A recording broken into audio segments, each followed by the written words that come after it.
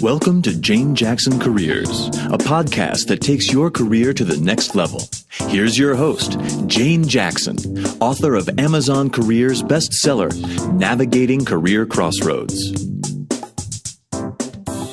eaglewavesradio.com.au, the smart station for small business.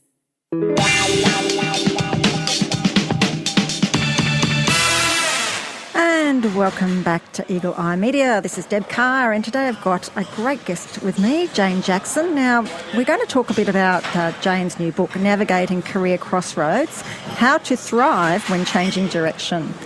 And Jane, welcome to the studio. Can you please tell us a little bit about your background, and then we'll start talking about the book. Okay, good morning, Deb. It's a pleasure to be here. So thanks for inviting me today. Oh, you're welcome. My background is as a career management coach. For the past 14 years, I've been specialising in transition coaching, and I work with executives who have gone through a redundancy or those who are in between jobs and they don't know what to do. So they might feel a little bit daunted, confused, and actually afraid to go out and market themselves. My background is that I've had a number of career transitions. I'm actually from Hong Kong. I've had 5 country moves. I've changed careers quite a number of times, and my background mainly is in corporate training within the PR industry, in food and nutrition, in the education industry, in banking, and now human resources. Wow, that's quite a career. Yeah, it's taken me a long time to really figure out what my true passion and direction is. And the reason why I enjoy my coaching now over the past 14 years is because my passion is to assist others to find their passion and also to find their own direction. Because if you can get to that sweet spot, that intersection of passion and direction, that's where you feel the most satisfaction and joy in your careers. Absolutely. Yeah. I mean, passion is, I so agree with you on that. And that's in my career, I'm in my 50s and I changed when I was 50, and I'm doing what I'm passionate about. I let go of what I didn't like anymore. So I so get it. Yeah, well, most people, they change directions around about 7 to 10 times in their careers, would you believe? And so often your career just takes its own path, and maybe 10, 15 years go by and you think, oh, well, that wasn't my plan. And the reason is because you didn't have a plan in the first place. So it's really important to think about what your key skills are, what your motivations are, what makes you really tick. And in my book, Navigating Career Crossroads, it takes you through a 7-step process so that you can actually build the confidence and then identify what makes you tick so that you can go to market most effectively. Well, actually, we were having a bit of a chat before the show, and I was talking to you about my husband who lost his job in his 50s, and he's had 28 years in the one place, and he's got no confidence. He says, well, who will employ me? And you're telling me that there is hope. Oh, without a doubt. Well, I hate to admit it, but I'm older than that. Not a lot older, but certainly older than that. And I firmly believe that as long as you've got the right attitude, you know how to market yourself, there is always another way. Sometimes the road seems a little bit fuzzy because you're used to doing the same thing for many, many years. And especially with my clients who've been in the same industry or within the same company for many, many years, suddenly, if it's a redundancy or for whatever reason they need to change jobs, they don't know how to market themselves effectively. And as long as you understand what it is that makes you unique and what makes you tick, then you've got to analyze, okay, who out there needs my skills? And then you need to go to market. One of the most effective ways to market yourself is through the network. So if anyone is going through a career transition, I encourage you to reconnect with everybody within your professional network. Use sites such as LinkedIn.com because that's a really good way to reconnect with everybody and explore. Just have a chat with them. What about their career path? What do they think of your skills and experience and where it might fit best? Do you find that older Australians are able to get roles too? Like there's been a lot of talk where you get to a certain age and you're unemployable, but are you finding that people are finding jobs?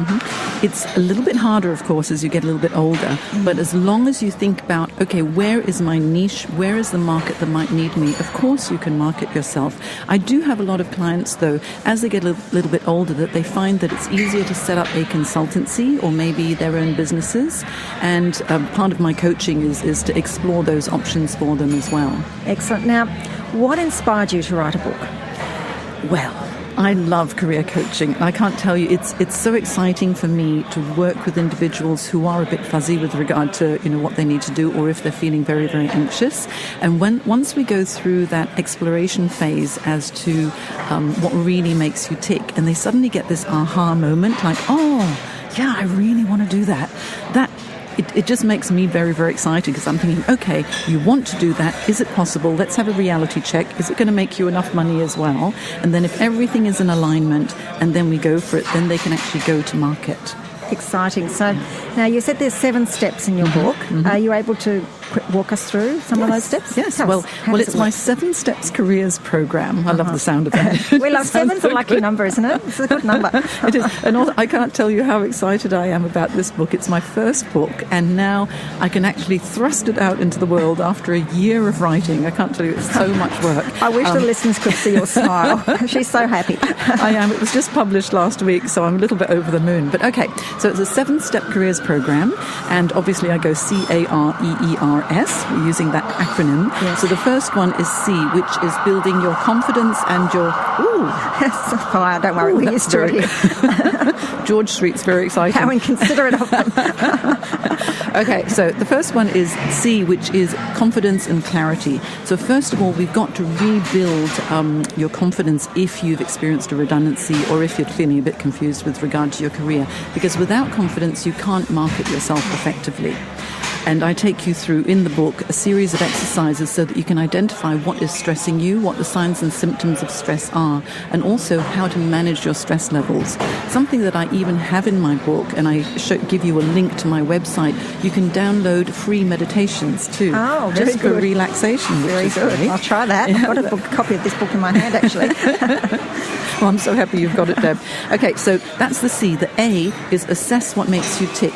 I take you through a series of diagnostic assessments in the book to understand what your skills and knowledge are, what your personal and career values are, what is it that's important to you in a job, all of the career satisfiers, such as, what's the location, what's the job function, what's the industry, what's the size of company.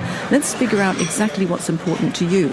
Once we know that, and we identify what your key achievements and accomplishments are, what you've done that actually has made a difference to your employer or your department or your manager and yourself, then we pull out what's most relevant and go to the third step, which is resumes and marketing communication. So we create a very powerful resume, ensure that your cover letters and your LinkedIn profile is as powerful as possible, because you need to use that to go to market. Then the next step, step 4, is E, which is express your personal brand and professional image. So the way you present yourself is really important too, and not only physically but also online, because employers will Google you. If you're going through an interview process, people will check out your LinkedIn profile. They'll have a look and see what is on Facebook and all that. So you need to be really quite careful with how you manage your brand. I used to do it as a recruiter. Tell me. Well, recruiters do. I mean, we do a bit of stalking. Yeah. We check you out. So if online we can't find the good stuff about you, it might impact the way that you're perceived. Then the next step, the second E of my careers, is to explore all the most effective job search strategies, from working with recruiters to networking to target marketing. And then, what's after E? Oh, R, the next one.